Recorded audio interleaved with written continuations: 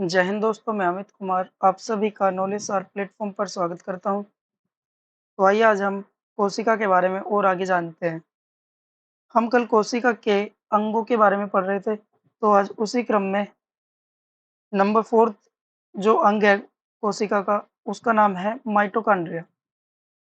Mitochondria की खोज Altman नामक वैज्ञानिक ने की थी और माइटोकॉन्ड्रिया को कोशिका का बिजली घर या पावर हाउस भी कहते हैं, क्योंकि ये कोशिका को क्या देता है, ऊर्जा प्रदान करता है। इसलिए हम कोशिका के पावर हाउस को किस नाम से जानते हैं? माइटोकॉन्ड्रिया। यह एक दोहरी झिल्ली की बनी होती है। माइटोकॉन्ड्रिया क्या है? दोहरी झिल्ली की बनी होती है। बाहरी झिल्ली छिद्रित होती है तथा भीतरी झिल्ली क्या होती है? बहुत अधिक वलित यानी मुड़ी हुई होती है। आप देख रहे होंगे इधर, ये जो अंदर वाली झिल्ली है, ये इसमें बहुत सारे फोल्ड हैं, यानी बहुत सारे मोड़ हैं। इसलिए इन्हें क्या कहते हैं हम? इस झिल्ली को फोल्डेड या फिर वलित झिल्ली। ठीक। माइटोकॉन्ड्रिया की जो आंतरिक दीवारें हैं, उन्हें हम क्रिस्टी के नाम से जानते हैं। और ये बहुत इंपॉर्टेंट क्वेश्चन है कि जो माइटोकॉन्ड्रिया है, उसकी आंतरिक दीवारों को क्या कहते हैं? तो उसका आंसर क्या है? क्रिस्टी। क्योंकि ये बहुत बार क्या हुआ है, रिपीट हुआ है क्वेश्चन, इसलिए इस पॉइंट को याद रखेंगे। इसमें एक रासायनिक क्रिया होती है जिसे क्रेब्स चक्र कहते हैं। इसमें क्या होता है? एटीपी का निर्माण होता है जो कोशिका का कोशिका को ऊर्जा प्रदान करता है। ये जो एटीपी है, ये क्या होता है? एटीपी का निर्माण किसमें होता है? क्रेब्स चक्र के द्वारा। चक्र के द्वारा एटीपी का निर्माण होता है और यही एटीपी इस कोशिका को ऊर्जा प्रदान करता है। इसीलिए, क्योंकि एटीपी का निर्माण किसमें होता है? माइटोकॉन्ड्रिया में। इसलिए इस माइटोकॉन्ड्रिया को हम क्या कहते हैं? कोशिका का बिजली घर। चलिए आगे देखते हैं अब इस पर। इसका अपना डीएनए और राइबोसोम होते हैं। जो माइटोकॉन्ड्रिया है, इसमें अपना खुद का डीएनए और राइबोसोम पाया जाता है।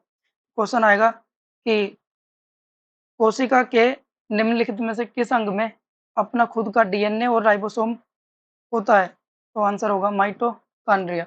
माइटोकॉन्ड्रिया में अपना खुद का डीएनए और राइबोसोम पाए जाएंगे। नेक्स्ट देखते हैं।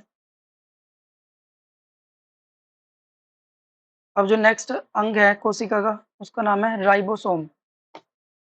ये जो राइबोसोम है, इसे कोशिका की प्रोटीन फैक्ट्री कहते हैं। यानी कोशिका का जो प्रोटीन फैक्ट्री है, उसे कौन है वो? राइबोसोम। क्योंकि इसके अंदर क्या होता है? प्रोटीन का निर्माण होता है। इसीलिए हम इसे क्या कहते हैं? प्रोटीन की फैक्ट्री। और ये जो प्रोटीन है, ये 20 एमिनो एसिड से मिलकर बनता है, जिसमें 10 एक प्रकार के एमिनो एसिड और 10 दूसरे प्रकार के एमिनो एसिड पाए जाते हैं। तो कुल मिलाकर 20 एमिनो एसिड मिलकर एक प्रोटीन के अणु का निर्माण करते हैं। आगे यह है कोशिका के अंदर सबसे छोटा अंग होता है। जो राइबोसोम है, ये हमारा कोशिका के अंदर सबसे छोटा अंग, इसी को कहते हैं हम। ठीक।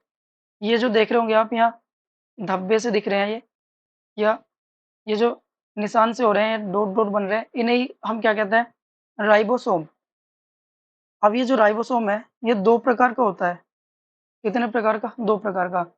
एक तो 70S और दूसरा 80S। ये 70S और 80S, इसमें जो S है, इसका मतलब है सेडिमेंटेशन कोफिशिएंट। और ये जो सेडिमेंटेशन कोफिशिएंट है, ये इस राइबोसोम के साइज को क्या करता है? साइज को निश्चित करता है कि कौन सा बड़ा राइबोसोम है, कौन सा छोटा, क्योंकि ये दो प्रकार का है। तो ये जो 70S राइबोसोम है, ये क्या होता है? ये छोटा होता है साइज में, और ये क्या होता है? बड़ा होता है। अब ये प्रोकैरियोटिक और यूकैरियोटिक, ये क्या होता है? ये कोशिका के ही प्रकार हैं, जिसके बारे में हम इसी इसी चैप्टर में आगे पढ़ेंगे। लेकिन अभी थोड़ा-सा बस जनरली बता देते हैं यहाँ। ये जो प्रोकैरियोटिक कोशिकाएँ हैं और यूकैरियोटिक, इनमें क्या होगा, ये जो यूकेरियोटिक कोशिकाएँ हैं, इन्हें हम अपनी आँखों से देख सकते हैं, यानी इन्हें देखने के लिए किसी भी सूक्ष्मदर्शी की आवश्यकता नहीं होगी। यानी हम इसे देख सकते हैं, जैसे जितने भी चलने-फिरने वाले, यानी हमारे सामने जितने भी जीव होंगे, इन सभी में क्या पाया जाएगा? ये 80S राइबोसोम पाया जाता है। कौन-सा पाया जाएगा? 80S।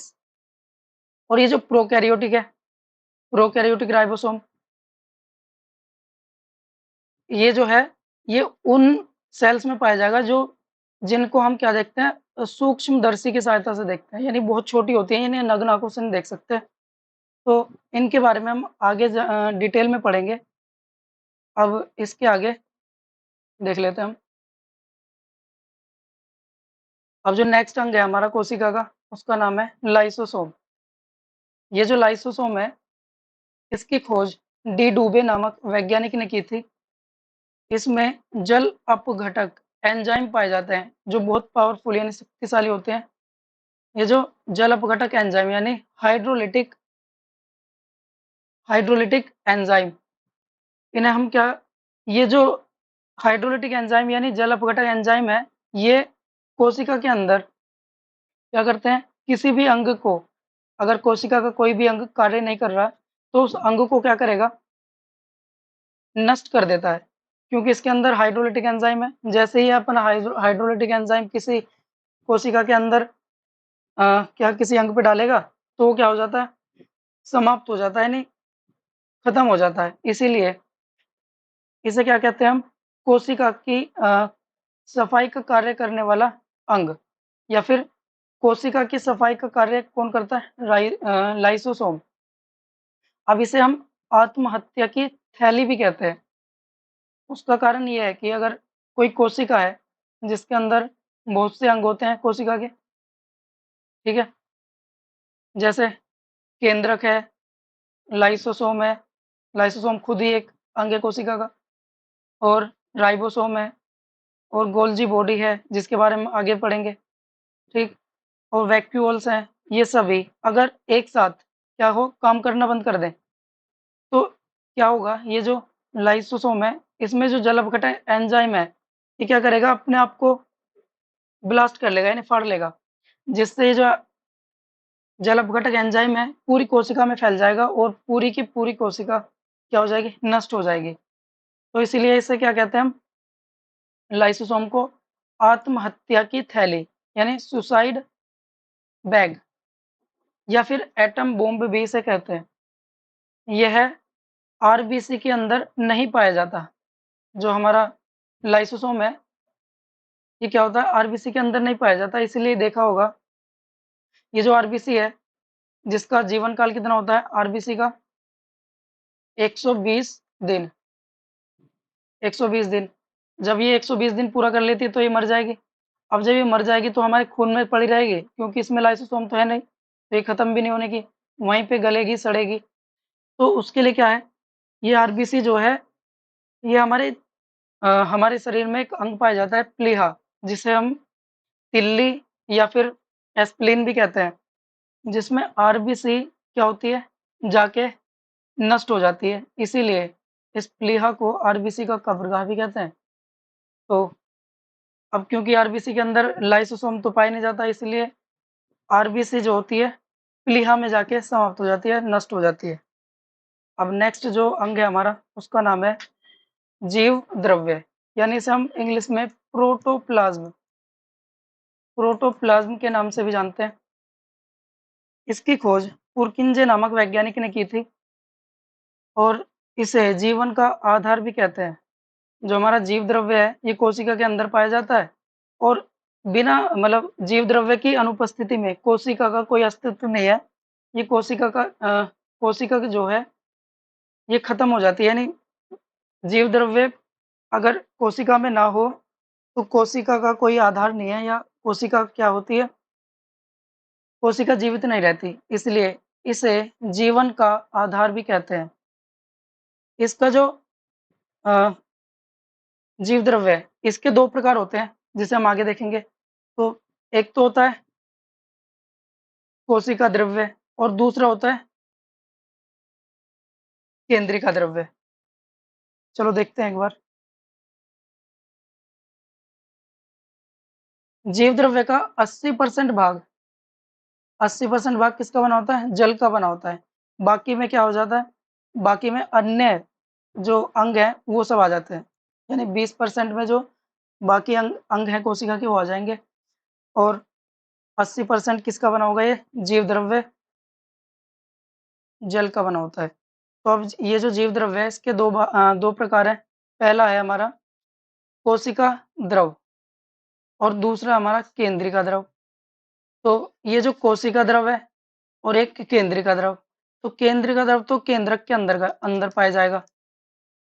ये है हमारा केंद्रक यानी न्यूक्लियस और ये है हमारी पूरी कोशिका। जो केंद्रक के बाहर जो द्रव है उसे कहते हैं हम कोशिका द्रव। क्या कहते हैं हम? कोशिका द्रव। और जो ये केंद्रक है इसके अंदर जो द्रव पाया जाता है उसे कहते हैं हम केंद्रिका द्रव। तो इस प्रकार हमने ये वाला भी अंग देख लिया। इसके बाद हमारा जो नेक्स्ट अंग है वो है अंतःप्रद्रव्य जालिका। क्या है? अंतःप्रद्रव्य जालिका, जिसे हम इंग्लिश में एंडोप्लाज्मिक रेटिकुलम के नाम से जानते हैं।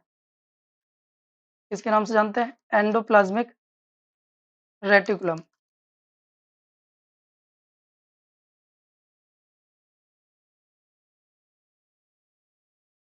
चलिए इसके बारे में जानते हैं।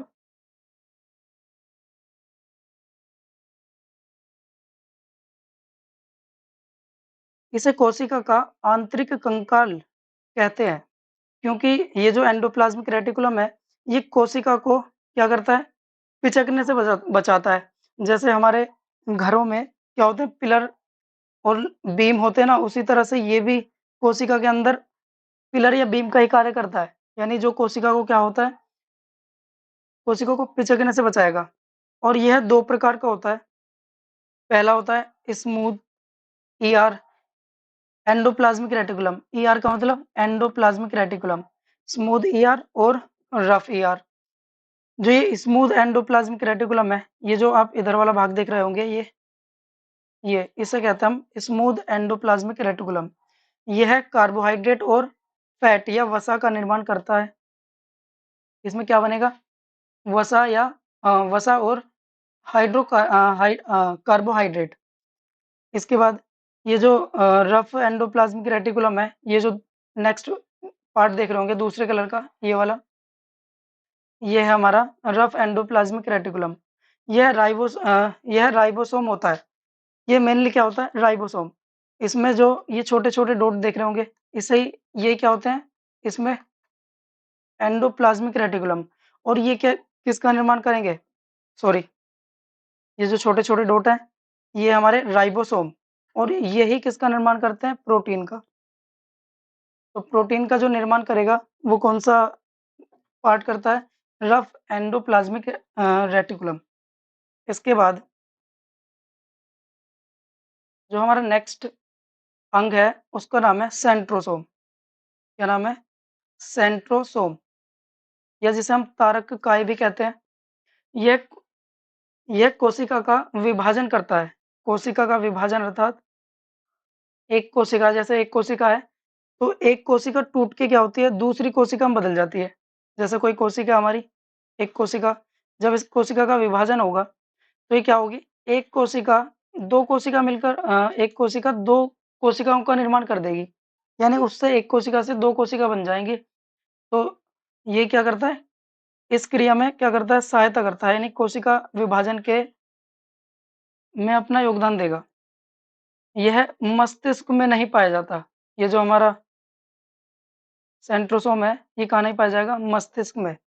तो इसीलिए देखा होगा जब हमारे मस्तिष्क या ब्रेन में अगर चोट लग जाती है तो वो जल्दी से ठीक नहीं होती। क्यों? क्योंकि अगर एक बार कोशिका क्षतिग्रस्त हुई, तो उस कोशिका में कोशिका विभाजन नहीं होता या फिर कोशिका अपने आप को ठीक नहीं कर पाती। इसलिए जो हमारा मस्तिष्क है, वो जल्दी से ठीक नहीं होता। यही कारण है उसका, क्योंकि वहाँ पे सेंट्रोसोम नहीं पाया जाएगा। लेकिन जो हमारा ब्रेन है, उसमें 2 प्रकार की कोशिकाएँ पाई जाएँगी। एक तो न्यूरल सेल यानी तंत्रिका कोशिका और दूसरी होती है गिलियल कोशिका। तो लेकिन क्योंकि तंत्रिका कोशिका में तो सेंट्रोसोम पाया नहीं जाएगा, लेकिन गिलियल सेल जो दूसरे प्रकार की सेल हैं जो 10% होंगी, उनमें सेंट्रोसोम पाया जाता है। अतः जो सेंट्रोसोम के कारण उन सेल्स में सेल डिवीजन या कोशिका विभाजन होने लगता है, मतलब हो जाता है, जिस कारण से अगर ये जो सेल विभाजन है, ये अगर अनकंट्रोल हो जाए, तो हमारे ब्रेन में क्या हो जाता है? ब्रेन कैंसर हो जाता है। तो यही कारण है कि हमारे जो ब्रेन है, उसमें कैंसर हो जाता है, यानी सेल डिवीजन, यानी जब अनकंट्रोल्ड या अनियंत्रित कोशिका विभाजन होगा, तब हमारा क्या किसी भी भाग में, मतलब हमारे शरीर के किसी भी भाग में क्या हो जाता है? कैंसर का रूप ले लेता है वो। अतः और ये जो सेंट्रोसोम है, केवल जंतुओं में पाया जाएगा। सेंट्रोसोम केवल जंतुओं में पाया जाता है, यह पादपों में नहीं पाया जाएगा। तो ये हमारा जो था आज का लास्ट पॉइंट था, जो हमने समझा। अब इसके बाद हम जो इसके आगे के टॉपिक्स हैं, वो नेक्स्ट पार्ट में कवर करेंगे। तो आज के लिए इतना ही। धन्यवाद।